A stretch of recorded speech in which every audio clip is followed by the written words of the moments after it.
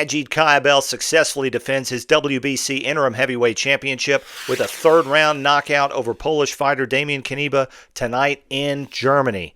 Big-time boxing returns to Germany. I haven't seen a raucous crowd like that, at least on a televised fight here in the United States, since the days of Vladimir and Vitaly Klitschko. Sold out, 13,000 strong. People are saying boxing is dead. Certainly wasn't dead tonight in Germany. Might be a different story tonight in Barclays.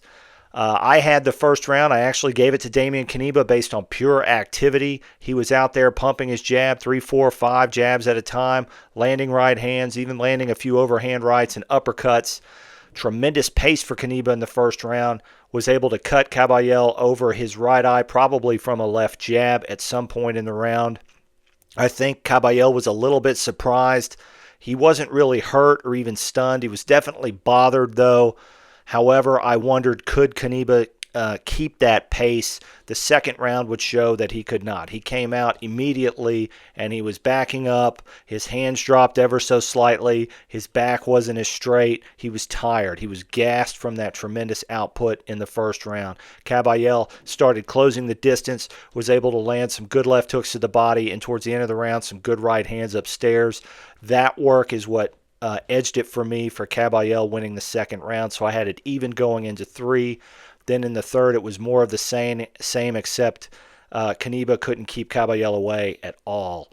The best defense he had was clinching, and then Kabayel with a few right hands combinations. Knyba wasn't constructively defending himself, was wilting a little bit. You could argue that it was, in fact, an early stoppage. I've seen much, much worse.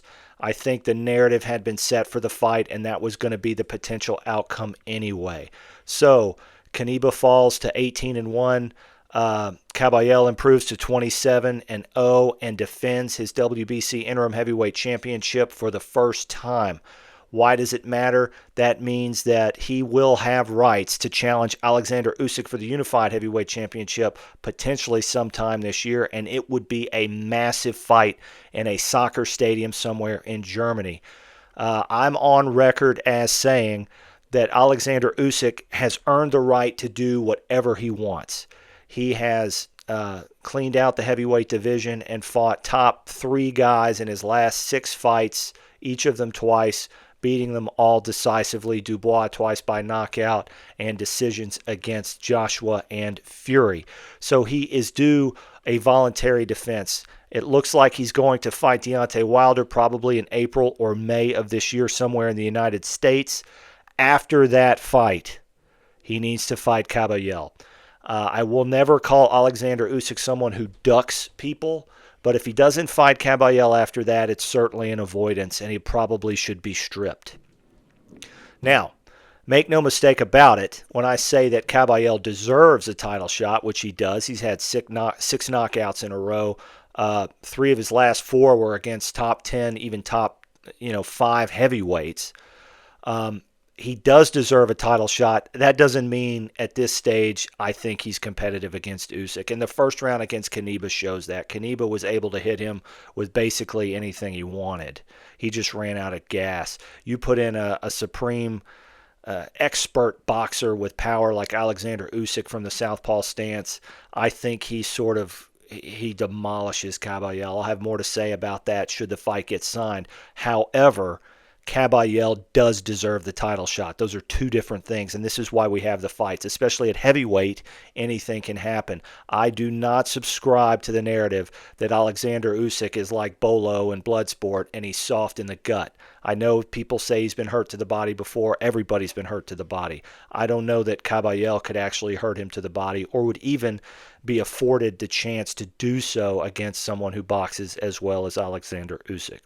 Nevertheless, I would hope sometime in September, October, that's the fight we get after Oleksandr Usyk potentially gets through Deontay Wilder in April or May.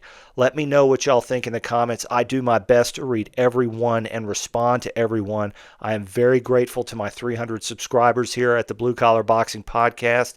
Give me a follow on @BlueCollarBoxing on X. I will be live scoring the Subriel Matias Dalton Smith WBC 140-pound World Championship fight that's taking place tonight in front of an empty crowd at Barclays.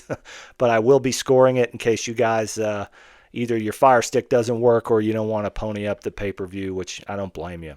It's been a pleasure as always. Please give me a follow, like, and subscribe, and I will see you on the next one.